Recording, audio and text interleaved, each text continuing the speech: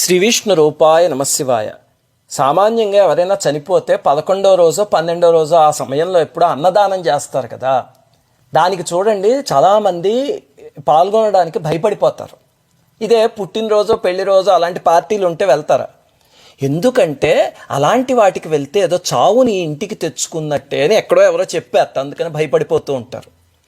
ఇలాంటి అనుమానాలు అసలు ఎందుకు వస్తాయి అంటే చావు అనే పదం వింటేనే జనాలకి విపరీతమైన భయం, అందుకని.